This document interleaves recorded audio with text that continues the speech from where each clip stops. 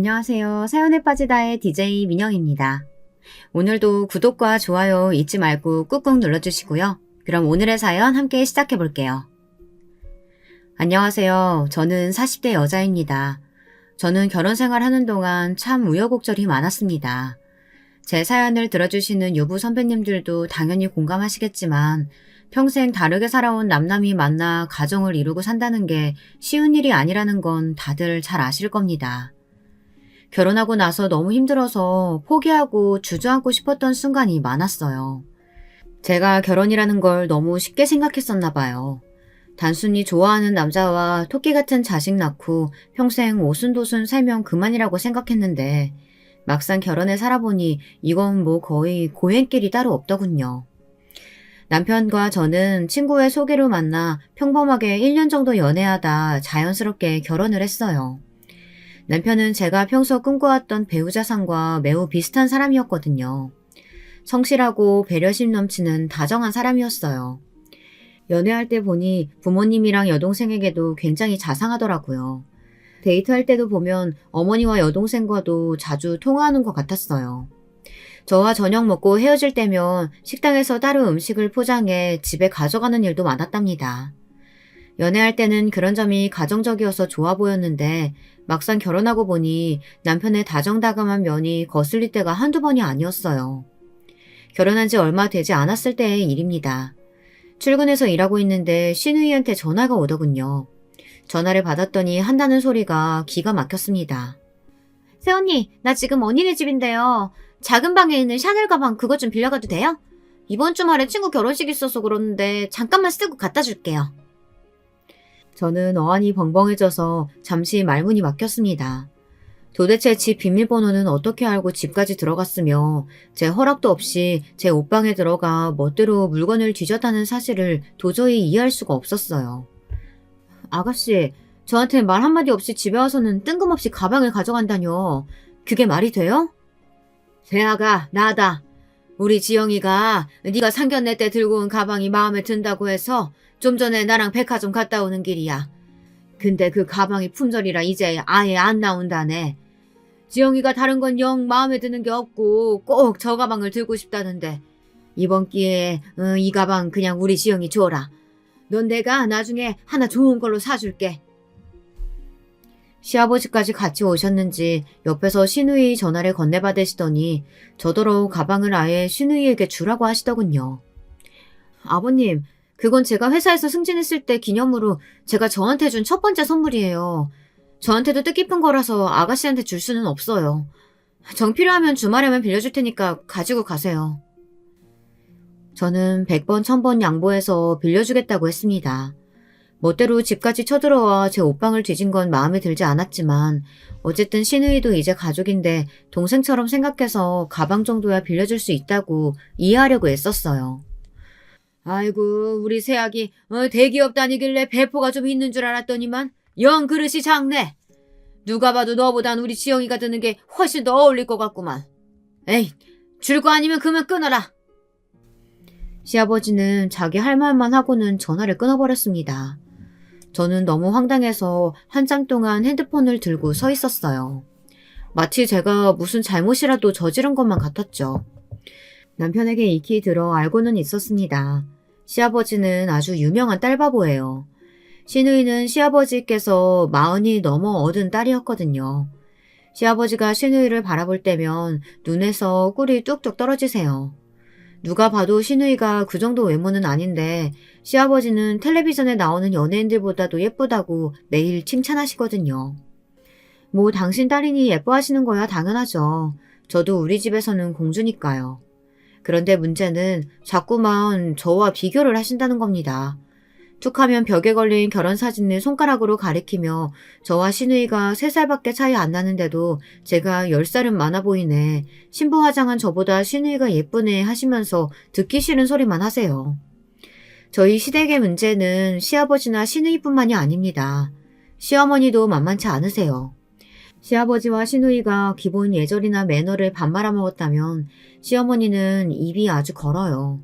여기까지 들으면 다 그 나이대 아줌마들이 그렇지 하고 생각하시는 분들이 있을 수도 있어 대략 말씀을 드리자면 누구든 2년 전년 하시는 건 기본이고 정말 입에 담을 수도 없는 욕이나 막말을 조금도 거리낌 없이 하세요. 상견례 때도 남편이 시어머니에게 신신당부를 했답니다. 제발 처가 식구들 앞에서 말 조심하시라고요. 그런데 남편의 당부가 무색할 만큼 시어머니는 거침없었습니다. 상견례라는 게 애초에 양가 부모님이 결혼 준비로 상의해야 할 일들을 이야기하는 자리인데 어쩌다 보니 누구누구 자식이 더 잘났나 자랑하는 자리가 되어버렸어요. 시작은 시부모님이었어요. 남편이 대학 때부터 인기가 많아 쫓아다니는 여자들이 많았다로 시작해서 동네 사람들이 남편 중매 서려고 줄 섰다는 이야기까지 하셨습니다. 상견례 자리에서 굳이 안 해도 될 이야기를 말이죠. 그랬으니 저희 친정 부모님도 가만히 계시지 않았어요. 친정 부모님도 저에 대한 자부심이 크세요.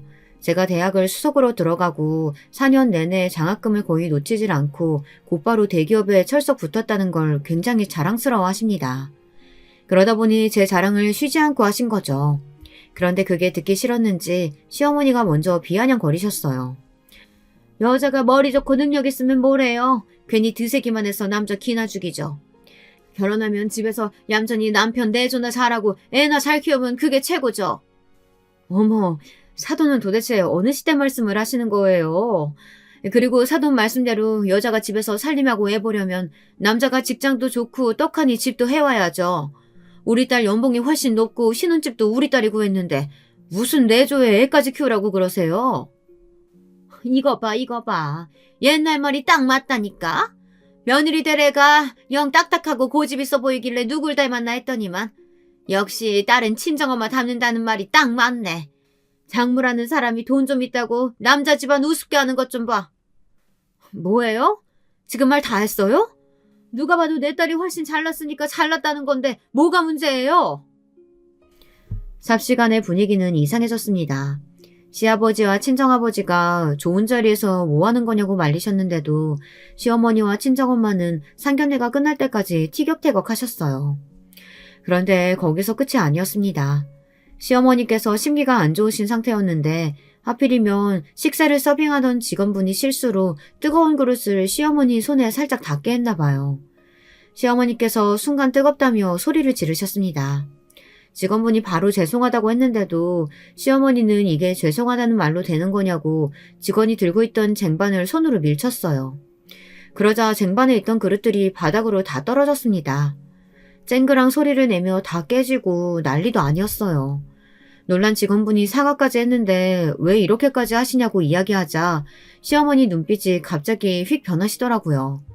그러더니 자리에서 벌떡 일어나 직원에게 고래고래 소리를 질렀습니다. 젊은 년이 어디서 손님한테 눈을 부라리며 또박또박 말대꾸를 해? 너 우리가 시킨 한정식 1인분이 얼만 줄 알아? 그 돈에 너도 포함이야. 실수했으면 머리 조아리고 사과를 해야지. 어디서 큰 소리야? 세상 천지에 저런 무식한 사람이 정말 있더군요. 저는 드라마 속에나 저런 사람이 있는 줄 알았어요. 그런데 정말 존재하고 있었습니다. 저와 친정 식구들은 너무 창피해서 불이 나게 식당을 나왔어요. 그리고 남편에게 나중에 통화하자고 하고는 후다닥 집으로 돌아왔습니다.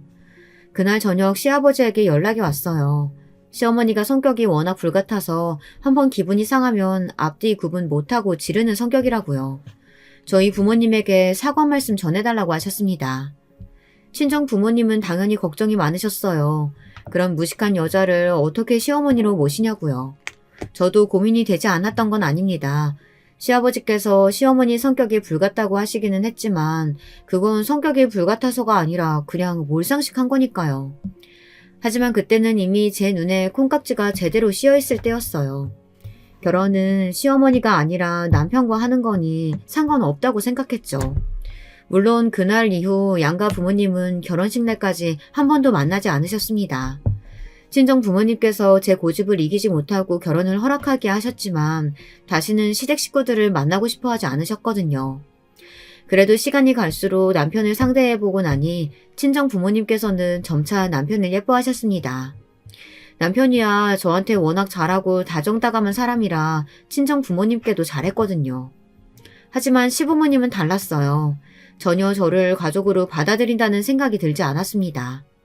서운할 때가 한두 번이 아니었어요. 어느 날이었습니다. 시댁 식구들과 밖에서 식사하고 집에 들어가는 길에 시누이가 살 게 있다면서 백화점에 온 식구를 다 끌고 갔어요.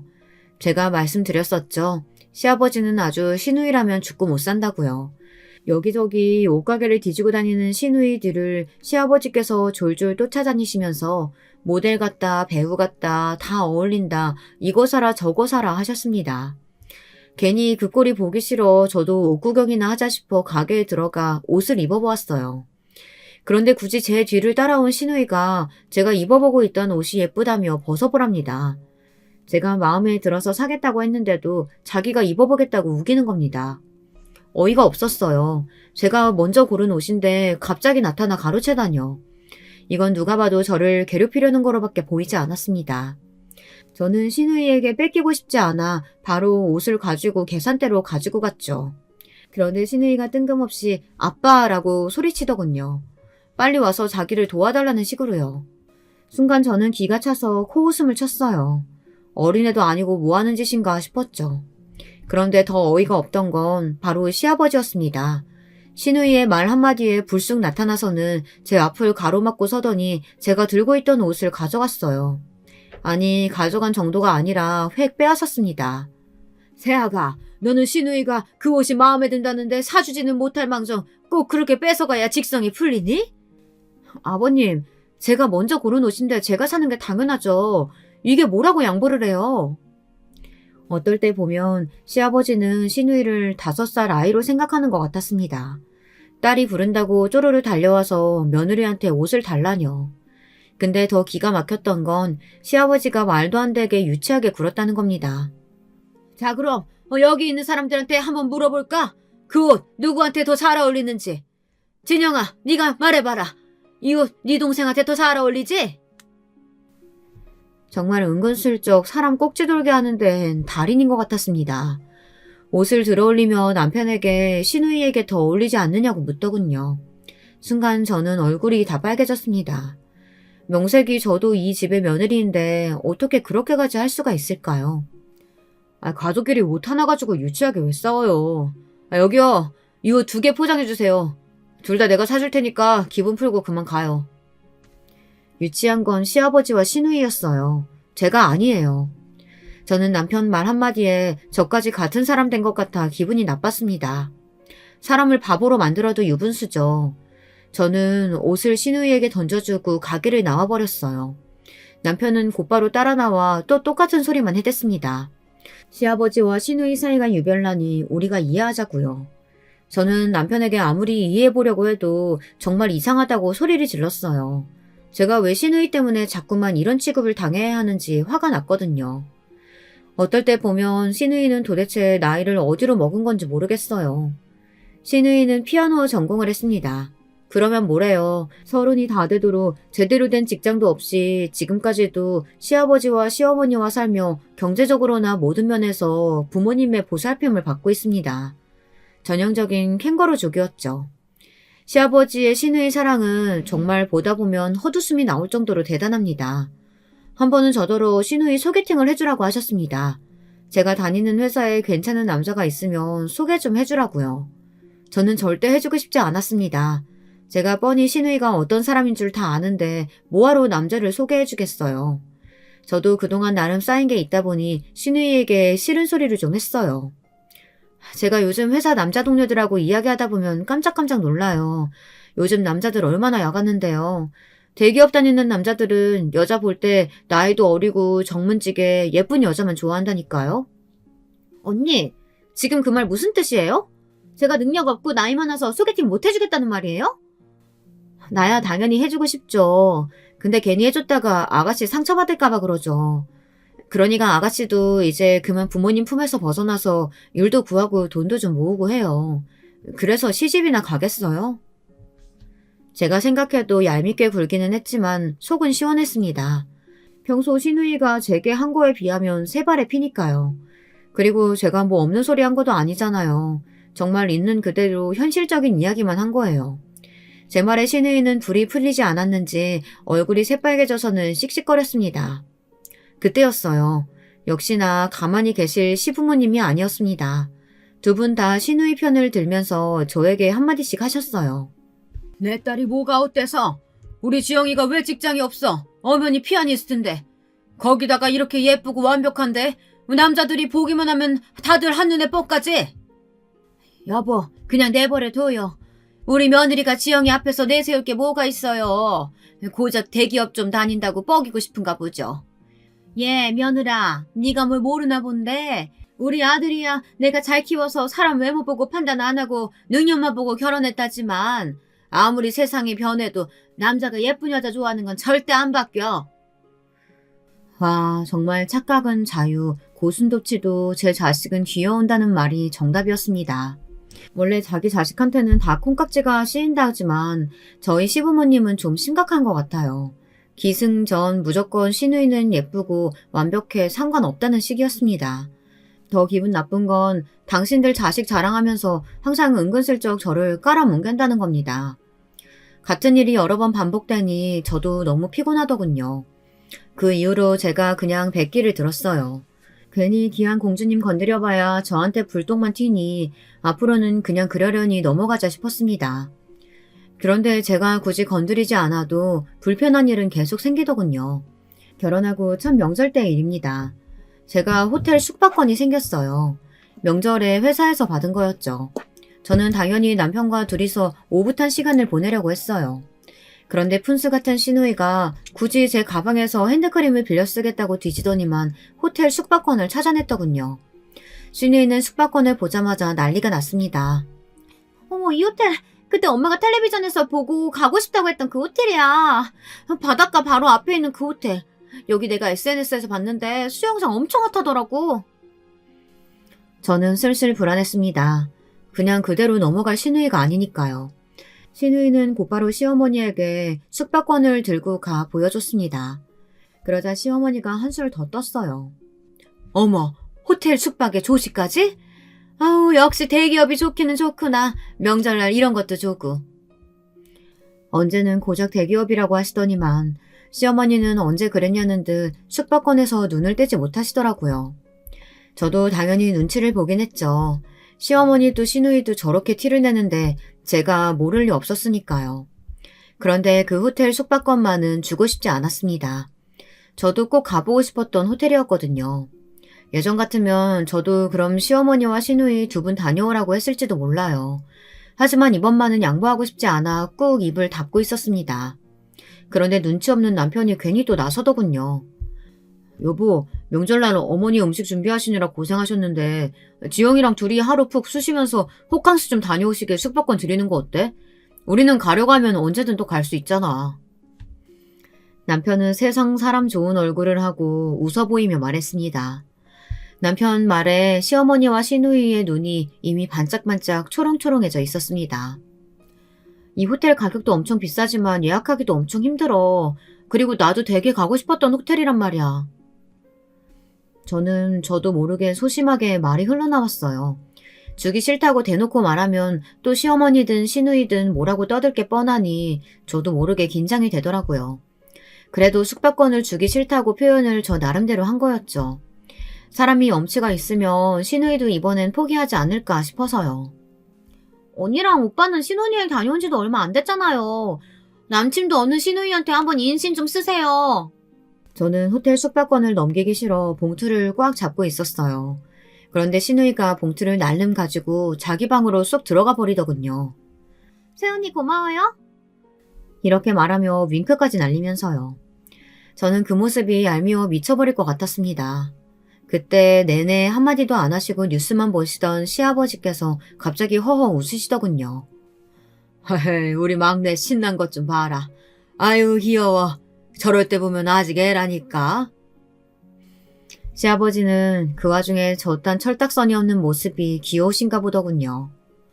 아버님, 아가씨가 무슨 애예요. 30이 넘었구만. 내 딸이지만 제가 어딜 봐서 30대로 보이냐.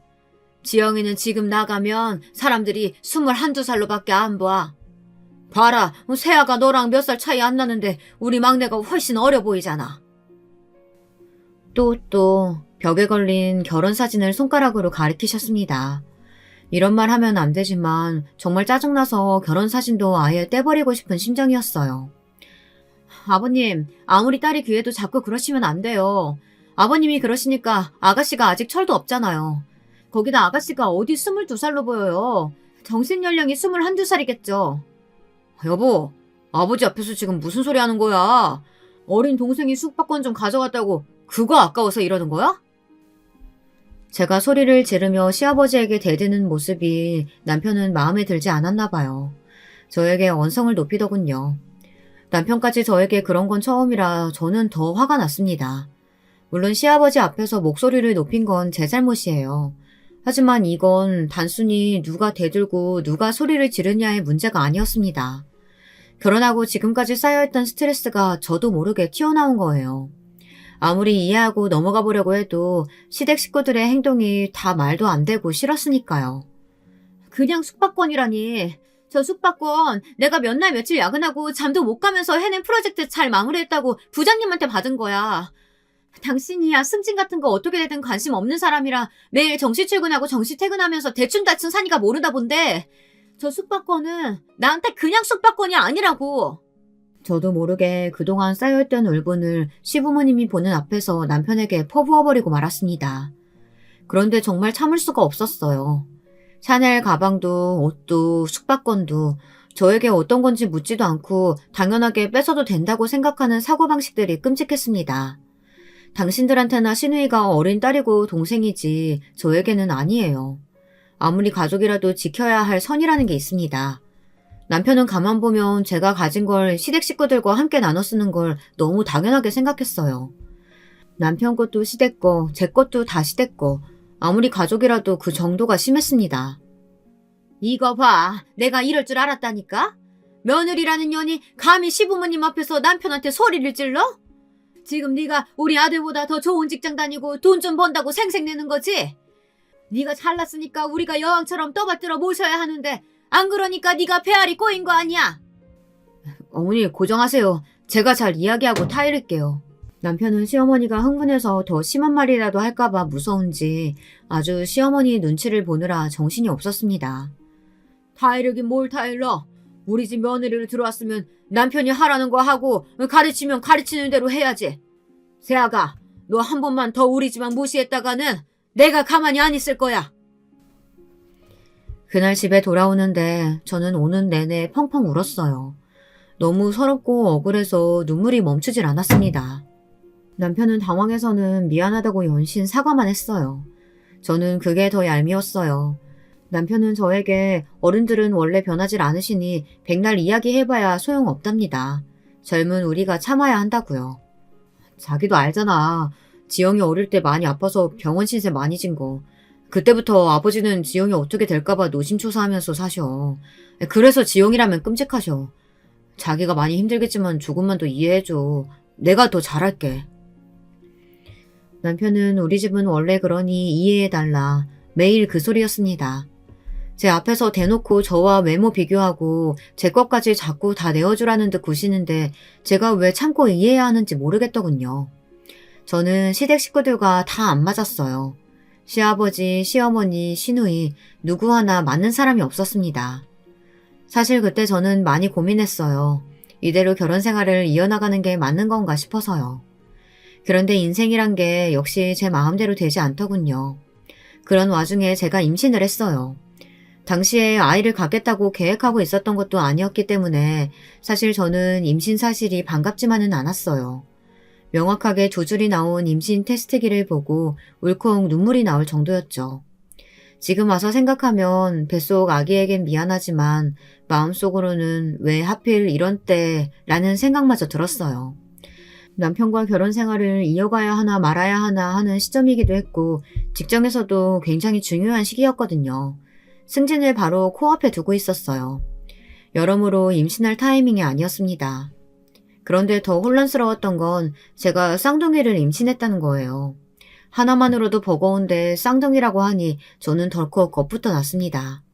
남편이야 제 속도 모르고 신이 나서 춤까지 추더군요. 하지만 저는 아이가 생겼다는 기쁨을 만끽할 수가 없었어요. 제가 대기업 다닌다고 하면 주변에서는 다들 복지도 좋고 연봉도 높아 좋겠다고 하지만 그 좋은 복지와 연봉을 받기 위해서는 그만큼 저를 회사에 갈아 넣어야 합니다. 옛날보다 근무 여건이 좋아졌다고는 하지만 그거야 대외적인 거고 그만큼 누리고 그만큼 벌려면 남들 하는 만큼만 해서는 되질 않아요. 네, 저도 압니다. 제가 욕심이 많은 사람이라는 걸요. 남편처럼 눈에 띄지 않게 항상 적당히만 일해도 회사 다니는데 지장이 없지만 저는 그럴 수 있는 사람이 아니에요. 일하는 걸 너무 좋아하기도 하고 회사 내에서 임원까지 되는 게 제 꿈이랍니다. 회사에서 여자 임원이 거의 없어요. 지금도 제 직급의 여자는 저 하나예요. 저와 함께 입사했던 동기들 모두 대리 승진할 때까지만 해도 함께 했지만 얼마 되지 않아 다들 결혼하고 애 낳으면서 하나 둘 떠났습니다. 쌍둥이라는 사실에 겁에 질린 저에게 남편은 둘 다 육아휴직하면 되지 뭐가 걱정이냐고 했습니다. 남편은 언제나처럼 태평했죠. 네, 맞습니다. 남편 말대로 육아휴직 좋죠. 하지만 회사라는 건 규율이나 질서가 있어야 하지만 자리가 비워지면 그 자리는 누군가로 대체되기 마련이에요. 다시 돌아왔을 땐 쉰 만큼 제가 다시 채워나가야 하는 거고요. 대기업에서 1년이란 공백을 다시 메꿔 제 자리를 찾기엔 쉬운 일이 아니에요. 제 고민에도 남편은 별일 아니라고 생각했어요. 제 능력이면 아이 키우고 다시 회사로 돌아가도 금방 따라잡을 거라고요. 결혼 전에는 그런 긍정적이고 자유로운 남편의 모습이 좋았어요. 하지만 결혼하고 보니 이제는 그런 모습이 조금 무책임하기까지 보였습니다. 남편은 사실 동기 중 직급이 제일 낮습니다. 그런데도 일에 전혀 욕심이 없어요. 워라밸을 중요하게 생각합니다. 회사에 아무리 바쁜 일이 있어도 남편은 항상 정시에 퇴근해 헬스장에 갑니다. 그리고는 곧바로 집에 돌아와 제가 퇴근하기 전에 저녁을 차려놔요. 요리하는 것도 좋아하거든요. 저는 남편처럼 살 수 없는 성격이다 보니 그런 모습이 어떨 땐 멋있고 부럽다가도 저러다 잘리면 어쩌려고 하지라는 생각이 들기도 합니다. 제가 다니는 대기업처럼 정년이 어느 정도 보장이 되는 것도 아닌 중소기업에 다니면서도 조금 더 나은 회사로 이직을 하고 싶다거나 조금 더 위로 올라가고 싶다는 마음이 전혀 없어 보였어요. 임신하고 점점 배가 불러오다 보니 저도 예민해져서 그런 문제로 남편과 다투게 되더군요. 만약 제가 아이를 낳고 쉬는 동안 회사에서 제 위치가 달라지고 더는 일을 할 수 없는 상황이 오게 되면 어쩌나 저는 불안했습니다. 자기는 정말 승진하고 싶지 않아? 계속 혼자 승진 못하다가 아래 직원들이 먼저 승진하면 계속 직장 생활하기 어려울 수도 있잖아. 그럼 좀 어때? 난 괜찮아. 내가 당신처럼 일에 욕심 있는 것도 아니고 나한텐 직장은 하루하루 학교 다니듯 다니는 거야. 언젠가는 졸업할 수 있겠지, 뭐 이런 느낌으로. 그게 한 집안의 가장이라는 사람이 할 소리야? 당신이 그러니까 내가 일에 더 욕심내게 되고 집착하는 거 모르겠어? 제가 좋아서 하는 일이면서 저는 괜히 남편 핑계를 댔습니다. 사실 남편이야 아이가 태어나도 육아휴직이 끝나면 바로 회사에 나가면 그만이잖아요. 주변에서 보면 아이가 태어나도 남자들은 별로 달라지는 게 없더라고요. 일이 많으면 야근도 하고 회식이 있으면 회식도 가고요. 하지만 여자는 달랐습니다. 어찌됐든 쌍둥이가 태어나면 엄마는 저잖아요. 육아휴직이 끝나면 그때부터 직장과 육아를 병행해야 하죠. 잘하든 못하든 뭐든 엄마 책임이고요. 이런저런 생각이 드니 남편에게 자꾸만 짜증이 났습니다. 거기다가 저와 같은 직급의 직원 중 차기 부장 자리는 공공연하게 제 것이었는데 이런 타이밍에 애를 낳고 집에서 애나 보고 있을 수는 없었어요. 하지만 그런 고민이나 하고 있을 시간이 없었어요. 출산일은 금방 돌아왔어요. 제게는 아이가 하나도 아닌 둘이었으니까요. 저는 남편에게 지독하다는 소리까지 들어가며 출산하기 일주일 전까지 출근을 했습니다. 다른 직원들은 뒤로 하루라도 더 육아휴직을 쓰려고 발악을 한다고들 하지만 저는 아니었어요. 저는 하루라도 더 제 자리를 지키기 위해 출근했습니다. 그런데 아이가 태어나고 나니 회사에 있었던 일은 모두 다 꿈만 같았어요. 제가 정말 대기업 다니던 과장이 맞나 싶을 정도로 제 삶은 180도 달라졌습니다. 아이를 키운다는 게 말도 안 되게 힘든 일이라는 건 진작 알고 있었지만 이 정도인 줄은 몰랐어요. 남편과 함께 육아휴직을 받아 둘이 함께 육아를 하는데도 하루 종일 편하게 물 한 잔 먹기 힘들었죠. 저는 서서히 회사 일은 잊게 됐습니다. 그런 생각조차 들지 않을 정도로 24시간이 정신없이 흘렀거든요. 그러던 어느 날이었습니다. 어김없이 남편과 아이들을 돌보고 있는데 회사에서 연락이 왔어요. 아이 낳기 전에 제가 진행하던 일이 있었는데 그 일에 문제가 생겨 잠깐 회사로 나와줄 수 있냐는 연락이었습니다. 급한 일이라는 걸 누구보다 잘 아는 남편은 자신이 어떻게든 해보겠다며 빨리 회사에 다녀오라고 했습니다. 그 순간 저는 온몸에 전율이 흘렀어요. 하루 종일 3시간도 채 자지 못하고 제정신도 아니었는데 힘든 것마저 다 잊을 정도로 너무 좋았어요. 이 육아 지옥에서 잠시나마 탈출할 수 있다는 게 너무 행복했습니다. 그날 오랜만에 반나절을 회사에서 일하다가 집에 돌아왔어요. 그런데 문제가 생겼더군요. 집에 남편은 없고 시부모님이 와서 저희 쌍둥이를 보고 계시더라고요. 시부모님은 집에 돌아온 저를 날카로운 눈으로 쏘아보셨어요. 세아가, 너 남편 몸이 저 정도로 망가질 때까지 아내라는 애가 도대체 뭐하고 있었던 거냐? 얘가 도대체 얼마나 잠을 못 자고 먹지를 못했는지 몰골이 말이 아니더라. 그런 애한테 갓난쟁이 둘 다 맡겨놓고 나가면 어떡해? 그래놓고 너는 일에 손이 잡히든? 알고 보니 남편이 쓰러졌다네요. 제가 회사에 가고 나서 얼마 뒤에 남편이 아이들 분유타는데 자꾸만 하늘이 빙빙 돌고 너무 어지러워 도저히 서 있을 수가 없었답니다. 남편은 결국 시어머니께 연락을 드렸대요. 잠깐 와서 아이들 보는 걸 좀 도와달라고요. 그리고 제게는 절대 연락하지 말라고 했나 봐요. 남편 목소리가 얼마나 안 좋았는지 시부모님과 시누이가 바로 달려왔대요. 그런데 남편이 바닥에 쓰러져 있었던 거죠. 쌍둥이들은 집안이 떠내려가라 울고 있고요. 곧바로 시누이가 남편을 데리고 응급실에 갔고 시부모님은 남아 쌍둥이를 돌보셨답니다. 제가 오기 바로 전에 시누이에게 연락이 왔는데 남편이 쓰러진 이유가 과로라고 했다네요. 면역 상태가 완전히 무너져서 며칠 푹 쉬어야 한다고요. 저도 남편이 쓰러졌다는 말에 너무 놀라 당장이라도 응급실에 가려고 했지만 그럴 수가 없었어요. 남편이 쓰러진 일로 시부모님의 모든 원망은 저를 향했거든요. 다른 집 며느리들은 혼자서도 애 하나든 둘이든 잘만 보던데 너는 나가서 일하는 남편한테까지 굳이 회사에 눈치 보이게 육아휴직까지 하게 만들더니만 너 일하겠다고 기어이 애를 쓰러지게 만들어? 어머님, 아버님 속상하신 건 잘 아는데요. 저 오늘 딱 하러 나갔다 온 거예요. 제가 아이들을 매일 남편에게 맡기고 놀러 다닌 거면 이렇게 속상하지는 않겠어요. 바로 몇 시간 전까지만 해도 함께 아이 둘을 돌보느라 둘 다 잘 먹지도 못하고 잠도 같이 잘 못 잤습니다. 저도 살도 많이 빠지고 몰골이 많이 아니었어요. 그런데도 시부모님 눈에 제 모습은 보이지 않았나 봐요. 당신 자식만 걱정이 되는지 저에겐 모진 말을 퍼부으시더군요. 안 봐도 뻔하지. 내 착한 아들이 본인보다 마누라가 더 좋은 회사 다니고 연봉도 높다고 주눅 들어가지고 제대로 기 못 펴고 사는 거 나 안쓰러워도 지금까지 말 안 하고 꾹 참고 있었어. 그치만 이번 기회에 이야기해야겠다. 너는 무슨 여자애가 그렇게 일 욕심이 많니? 애 낳고 쉬겠다고 휴가 냈으면 회사가 바쁘다고 해도 안 된다고 거절하고 집에 있었어야지. 됐어. 이제 와서 말해 뭐해. 여자가 돈 좀 번다고 남편을 얼마나 잡았으면 애가 쓰러질 정도로 힘들어도 말도 못하고 꾹꾹 참고 있었겠어. 애미 너 내 말 잘 들어라. 애들 자랄 때까지 회사 근처에는 얼씬도 할 생각하지 마. 네가 아무리 돈을 잘 벌어도 남자가 가장 노릇을 해야 집이 잘 돌아가는 거야. 아무리 돈이 좋아도 내 아들 마누라 눈치 보면서 빌빌거리는 꼴 더는 못 보겠다. 시부모님은 남편이 쓰러진 게 다 제 탓이라면서 저를 원망하셨습니다. 평소에도 제게 많이 하신 이야기기는 해요. 결혼할 때부터 남편보다 제가 조건이 좋다는 이유로 괜히 말도 안 되는 꼬투리를 잡고는 하셨어요. 신혼집 구할 때도 괜한 일로 듣지 않아도 될 말을 들었습니다. 중소기업에 다니는 남편보다 제가 연봉이 훨씬 높아요.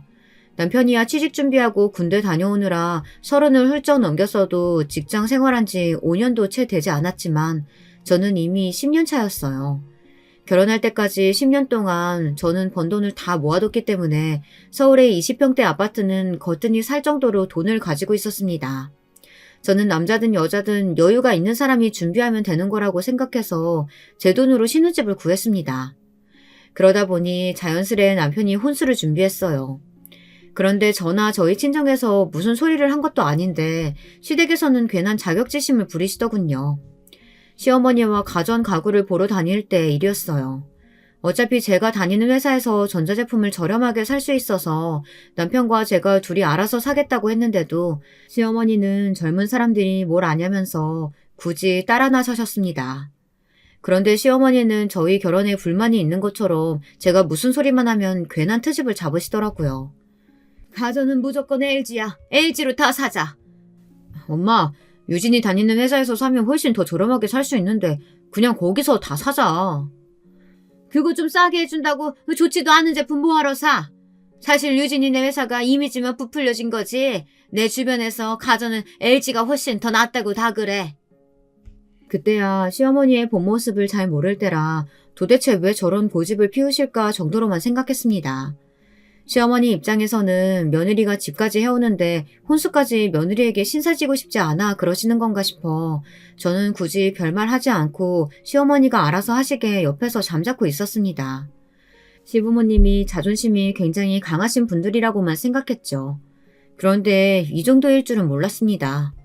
저더러 회사 근처도 가지 말라는 시아버지의 말씀이 저는 당연히 그냥 하신 이야기라고 생각했어요. 제 연봉이 얼만데 제가 일을 두고 남편이 혼자 벌면 쌍둥이를 어떻게 키우겠습니까? 근데 그 말이 농담이 아니었습니다. 남편이 병원에서 나오자 시아버지는 며칠 쉬고 바로 회사로 다시 출근하라고 하셨습니다. 저더러 아이는 엄마가 키우는 거니 알아서 하라고 했습니다.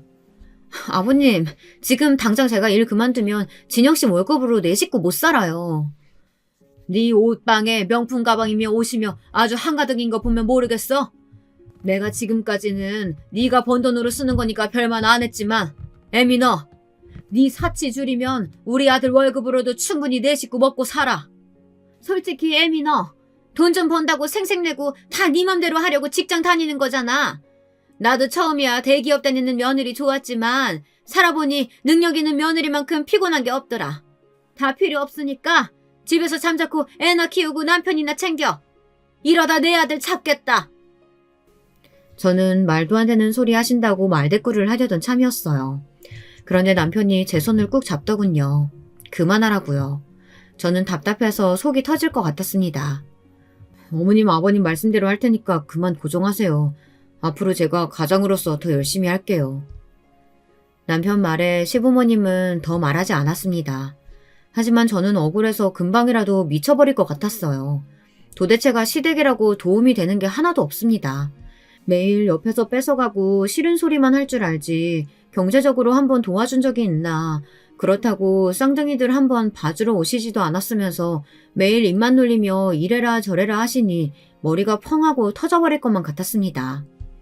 그로부터 저는 아이들이 어린이집에 갈 수 있을 정도로 자랄 때까지 몇 년 동안 아이들을 돌본다는 핑계로 일절 시부모님과는 별다를 왕래 없이 지냈어요. 만나기만 해봐야 듣기 싫은 소리만 하고 자기들 잘났다고 떠드는 소리 듣기 싫었거든요.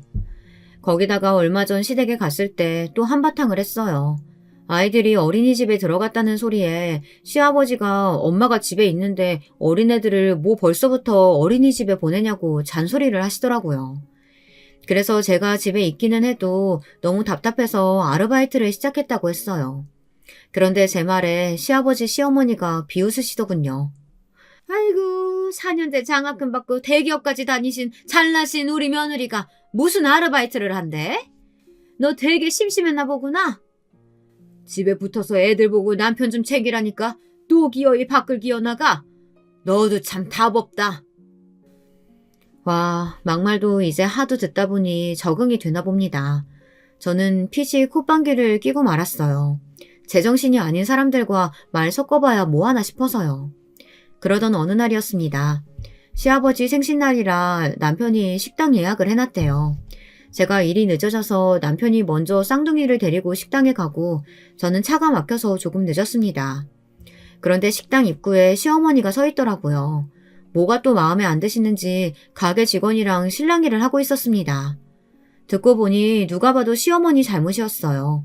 저희가 주문하지도 않은 걸 서비스로 달라고 했는데 직원이 안 된다고 하자 욕까지 섞어가며 소리를 지르고 계시더라고요. 저는 쪽팔려서 그냥 식당 안으로 들어가려다 아무래도 직원분께서 곤란하실 것 같아 제가 시어머니를 말렸습니다. 그만하시라고요. 드시고 싶은 거 추가로 시키면 되지 구질구질하게 왜 그러시냐고 했습니다. 제 말에 시어머니의 눈빛이 변하더니 화풀이를 저에게 하시더군요. 뭐야? 넌 며느리라는 년이 시어머니가 아니라 생판 모르는 년 편을 들어? 거기다가 꼴랑 200만 원 벌러 다니는 주제에 시아버지 생일에 늦어? 네가 아직도 네 주제를 모르고 시댁을 무시하는구나. 넌 아무래도 좀 맞아야겠다. 시어머니는 이제 아예 정신이 나갔는지 제 뺨을 올려붙였습니다. 저도 가만히 당하고만 있을 수는 없었어요. 이놈의 망할 놈의 집구서 더는 지긋지긋해서 상정도 못하겠더군요. 그때 밖에서 나는 소리를 듣고 남편과 시누이가 나왔어요. 저는 곧바로 시누이에게 다가가 시어머니가 제게 한 것처럼 똑같이 시누이 뺨을 올려붙였어요. 찰싹 시누이의 뺨을 갈기는 소리가 나자마자 시아버지도 식당 안에서 불이 나게 달려와 시누이 앞을 가로막으며 제게 소리를 질렀습니다. 지금 이게 뭐하는 짓이냐고요. 뭐하는 짓이긴 뭐하는 짓이에요. 이에는 이, 눈에는 눈이죠. 어머님이 제가 아버님 생신에 좀 늦었다고 제 뺨을 날리셨으니까 제 옷이며 가방 몰래 빼돌려서 당근에 올려 파는 시누이 뺨도 제가 좀 때릴 수 있죠. 그 순간 시누이의 눈이 금방이라도 튀어나올 것처럼 동그래졌더군요. 제 말에 남편까지 시누이와 시어머니에게 노발대발하며 사실이냐고 소리쳤습니다. 시누이는 제가 모를 줄 알았을 거예요. 사실 우리 집에는 거실과 아이들 놀이방에 CCTV가 설치되어 있어요. 보안 모드로 해놓았을 때 집안의 움직임이 감지되면 제게 바로 연락이 옵니다. 그런데 집이 비었을 때 시누이가 몇 번이나 집에 드나드는 걸 제가 CCTV로 확인했어요.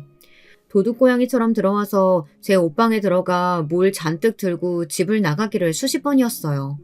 집에 와서 확인해보니 제가 예전에 들었던 가방이나 옷 같은 게 하나둘 없어졌더라고요. 처음엔 시누이가 가져가 입나 보다 하고 넘겼어요. 그런데 우연히 당근 중고마켓을 구경하는데 제 옷이 올라와 있더라고요. 정말 기가 막혔습니다. 자식이라고는 도둑년으로 키워놓고 어디서 큰 소리예요? 여보, 나 웬만하면 당신이랑 참고 살려고 했거든? 나 도저히 당신네 식구들 감당 못하겠어. 우리 이혼해. 쌍둥이들은 내가 데려갈 테니까 당신은 그냥 당신의 집으로 돌아가. 진심이었습니다. 정말 시댁이라면 이제는 치가 떨렸어요. 시누이가 그딴 짓까지 하는데 참아준 건 오로지 남편 보고 참은 거예요. 남편은 저와 우리 쌍둥이들을 위해 많은 희생을 감수해줬으니까요. 그런데 저도 할 만큼 했습니다. 아무리 그래도 이런 몰상식한 인간들한테 욕까지 먹고 뺨까지 맞으면서는 못 살겠어요. 얼씨구? 감히 니년이 내 딸 도둑년 취급하는 것도 모자라서 뭐? 이혼? 꼴값 떨고 있네.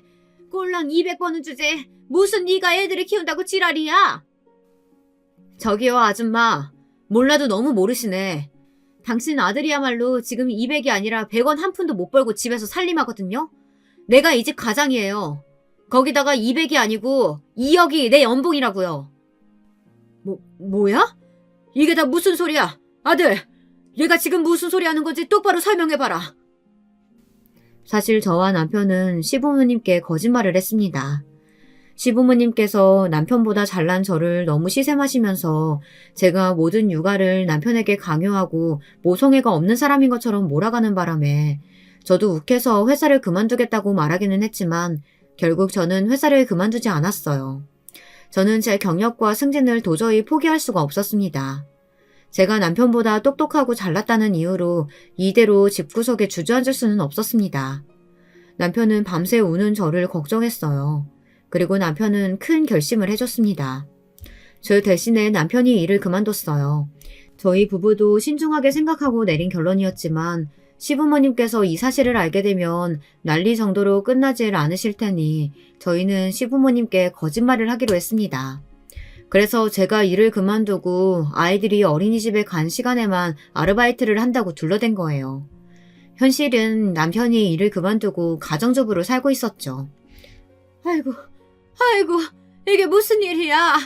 금이야 오기야 잘난데 아들이 꼬리에 9 달린 불려시 잘못 만나서 졸지에 집에서 애나 보고 살림이냐 한다니. 엄마, 지금 그런 말 할 때야? 연봉이 2억이라잖아. 언니, 승진한 거 맞죠? 와, 대박. 완전 능력자. 그러면서 가방 몇 개 당근에 좀 갖다 팔았다고 뭘 치사하게 그래요. 이 김에 나 용돈이나 좀 챙겨줘요. 정말 답이 없는 집구석이었습니다. 사람 말을 못 알아들어도 이렇게 못 알아들을 수가 없더군요. 다들 내 말 못 들었어요? 나 이혼할 거라고요. 당신들이랑은 아예 인연 끊겠다고. 저는 식당이 떠내려가라 소리를 질렀습니다.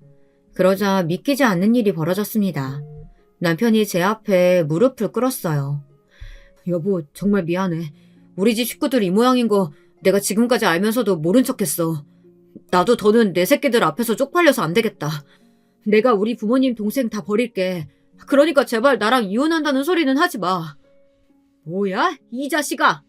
너 지금 그게 부모 앞에서 할 소리야? 저따 싸가지 없는 년 때문에 부모 형제 다 버리고 안 보고 살겠다고? 아빠, 정신 차려. 우리 집 형편에 올케 언니 같은 며느리 어디서 본다고 그래. 언니, 지금까지 내가 서운하게 했으면 미안해요. 나 봐서라도 이해해줘요. 가관도 이런 가관이 없었습니다. 이혼하겠다는 말 한마디에 다들 난리가 나서 자기들끼리 싸우고 있더군요. 저는 그대로 쌍둥이들만 데리고 식당을 나왔어요. 남편은 시부모님의 만류도 뿌리치고 저를 따라 나섰습니다. 그러면서 제발 이혼만은 안 된다고 사정사정을 했어요. 자기가 저와 쌍둥이들을 위해 얼마나 헌신적으로 살아왔는데 이러냐고요. 눈물까지 그렁그렁해서는 울부짖는 얼굴을 보니 저도 마음이 좋지 않았습니다. 남편 말이 맞아요. 남편은 제가 하고 싶은 대로 도와주기 위해 일도 그만두고 제게 헌신을 다했어요. 하지만 고민이 됐습니다.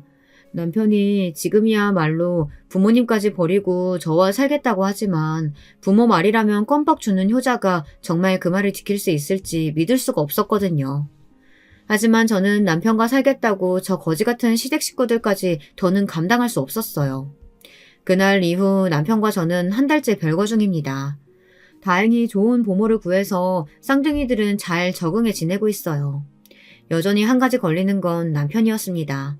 별거 중인데도 남편은 매일 아이들 하원 시간에 맞춰 어린이집에 가서 한두 시간씩 놀아주고 가나 보더라고요.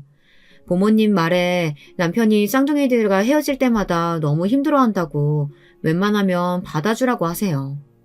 하지만 이건 남편을 용서하고 말고의 문제가 아닙니다. 남편 때문이 아니니까요. 저는 아직도 고민 중이에요. 마음 같아서는 남편에게 정말 시부모님과 시누이까지 모두 다 버리고 올 수 있다면 받아주겠다고 메시지라도 보내고 싶어요. 하지만 이내 단념합니다. 제가 멋대로 천륜을 끊게 하는 게 맞나 싶어서요. 유부 선배님들이 저 좀 도와주세요. 여러분들이 이런 상황이면 어떻게 하시겠어요? 댓글 달아주시면 신중하게 읽고 고민하겠습니다. 댓글 많이 부탁드려요. 제 답답한 사연 끝까지 들어주셔서 감사합니다. 여러분, 두 번째 사연 시작하기 전에 좋아요와 구독 꼭 눌러주실 거죠? 그럼 두 번째 사연 바로 시작합니다. 안녕하세요. 저는 경기도 하남에 살고 있는 50대 중반의 주부이고 딸 하나 겨우겨우 키워서 시집 보내놓고 살고 있어요. 자식은 정말 내가 눈 감을 때까지 가슴 언저리를 맴돈다더니 정말 여러모로 보통 힘든 게 아니에요. 한편으론 내 죄를 전부 딸이 이어받은 것은 아닌가 싶어서 가슴이 아프기도 합니다. 아무쪼록 남들에게 털어놓을 수 없었던 얘기를 아주 힘겹게 털어놓고 새로운 쪽으로 나가보고 싶어요. 저는 결혼이 아주 늦은 편이었고 남들 다 결혼들 할 때에 시기를 놓쳐 고민이 참 많았어요. 저희 친정엄마도 아빠도 일찍 돌아가시고 외삼촌 댁에서 홀로 외롭게 자랐는데요. 그러다가 언니들과 서울로 왔고 그 과정에서 언니들과 많이 다투게 되었답니다. 그러던 차에 큰언니는 결혼했고 1년 좀 지나 둘째 언니까지 시집을 가려고 하더군요. 그러다 보니 제가 꽤나 골칫덩이였던 모양이에요. 당시 저는 22살이었는데 계속 방황을 하던 중에 작은 회사에 취직하게 되었답니다. 그림을 그리는 화실이었는데 거기 잡일을 맡아주는 조건으로 봉급을 받아보게 되었어요. 이때 화가 선생님도 계시고 문화생들도 무척 많았어요. 하지만 군기가 엄청 셌던지라 그 분위기는 역시나 살벌했답니다. 이 당시에 화가 선생님이셨던 분, 부르기 편한 말로 김 선생님이라고 지칭을 해보면 늘상 저에게 다정하게 잘해주셨어요. 미쓰리는 아직 실력이 조금 딸리는 것 같아. 그렇지만 조금만 더 준비하면 잘 될 거야. 내가 봐도 가능성이 있어. 부족한 제 실력을 그렇게 꾸짖지 않으셨고 늘상 가벼운 작업부터 자잘한 심부름까지 저에게 맡기셨어요. 그래도 제가 수세마는 감각이 좋다 보니 그런 것들을 보기 좋게 여기셨는지 어느 순간부터 격리 일도 비슷하게 맡기게 되었답니다. 이때 화실에는 저 말고도 일하고 있는 문화생들이 꽤 있었는데 당연히 제 또래 여자애들도 있었고 남자들도 좀 있었어요. 총 7명 정도였고 김 선생님네 8, 9살 난 아들, 딸 그리고 사모님까지 꽤 규모가 있는 집에 살고 있었답니다. 그런데 이때 여자들끼리 나름 쟁쟁하게 기싸움도 있었고 들어온 지 얼마 안 되어 화실 돈 관리를 하는 저를 싫어하는 남자 문화생들도 있었어요. 그중 가장 힘들었었던 건 미옥이라는 친구였는데요. 제가 처음 들어왔을 때에는 무척이나 제 사정을 생각해주는 것처럼 하더니 갈수록 저를 모함하고 못되게 구는 거예요. 좀 이상하지 않아? 돈 같은 거 맡기는 건 사모님께 해도 되는데 왜 김 선생님은 너한테 맡기신 거지? 있잖아. 엊그제 순철 씨가 그러더라고. 영숙 씨랑 김 선생님이랑 저만치 버스 정류장에 같이 있는 걸 봤다나? 아니지. 내가 볼 땐 아닌 것 같아서 말이야. 저는 이 말을 듣고 너무 당황스러워서 단번에 아니라고 했어요. 실제로 그런 일이 없기도 했고요. 처음에는 이게 절 걱정해주는 말인 줄 알고 순진하게 믿고 제 상황을 다 얘기했었어요. 아니야. 언제를 말하는 건진 모르겠지만 나는 따로 김 선생님과 있을 일이 없어. 여기 화실 안에서나 뵙는 것 말고는 없어. 미옥 씨도 마찬가지 아니야? 순철 씨는 왜 그런 말을 하는 거야? 어머, 그럼 순철 씨는 왜 그렇게 말을 했을까? 혹시 순철 씨가 영숙 씨를 좋아하나? 뭔가 질투하는 것 같은 말투더라고. 이렇게 말을 하니까 정말 뭔가 모함에 둘러싸일까봐 혹은 누군가의 질투로 이런 상황이 된 것 같다며 말해주니 전 그대로 믿었어요. 그런데 나중에 지나고 보니까 말이 이상하게 와전되어 있더라고요. 정말 진실이 아니라고 말을 한 것뿐이었는데 어느 순간 저는 사모님께 불려가게 되었어요. 저기 영숙 씨, 이달까지만 일하고 나가주면 안 될까? 우리가 조금 사정이 있어서 그래. 이때 어찌나 갑작스레 말씀을 하시는지 저는 여기서 받는 봉급으로 그럭저럭 언니들과의 생활을 청산하고 혼자 잘 지내고 있었거든요. 그런데 해고를 당하게 되는 처지이니 당황스러울 수밖에 없는 거예요. 하지만 사모님은 끝끝내 제 눈도 쳐다보지 않고 몇 마디 떼시더니 나중에는 점점 언성이 높아지시는 거예요. 영숙 씨, 내가 마음 같아서는 여기가 정말 우리 집만 아니면 머리채라도 잡고 끌고 가고 싶은 기분이야. 우리 남편이랑 밖에서 따로 만난다며? 내가 그 말을 미옥 씨한테 듣고 어찌나 기가 차던지. 대체 언제부터야? 아니, 이런 걸 듣고 싶지도 않고 어쩌고 싶지도 않아. 그런데 영숙 씨, 그거 알아? 머릿속이 너무 혼란스러웠어요. 사모님이 갑작스럽게 저를 이렇게 몰아가시는데 뭘 어디서부터 듣고 아시는 건지 모르겠더라고요. 저도 약간은 억울했던 게 미옥 씨가 들었다던 그 말은 사실이 아니에요. 순철인지 뭐인지한테 들었다는 말도 전혀 사실은 아니고요. 단지 조금은 저도 찔리는 부분이 없지는 않았어요. 하지만 그걸 연애하는 사정이라고 부르기에는 조금 애매하지 않을까요? 제 집에 선생님이 따로 찾아와서 배웠고 그림을 봐주신다고 해서 보여드렸고 그 정도뿐이었거든요. 그 누구도 그 상황을 보지도 못했으면서 이런 순수한 상황을 다들 의심하고 있는 것이었어요. 뭔가 말을 하고 싶었지만 사모님은 전혀 듣지도 않겠다는 기세여서 꾹 눌려 있었답니다. 영숙 씨, 우리 남편, 내가 이런 말 하긴 좀 그렇지만 말이야. 여자 하숙생 집에 드나든 게 한두 번이 아니야. 내가 애들 때문에 그럭저럭 참고 살고 있지만 영숙 씨, 그러다가 애기라도 생기면 어쩔 거야?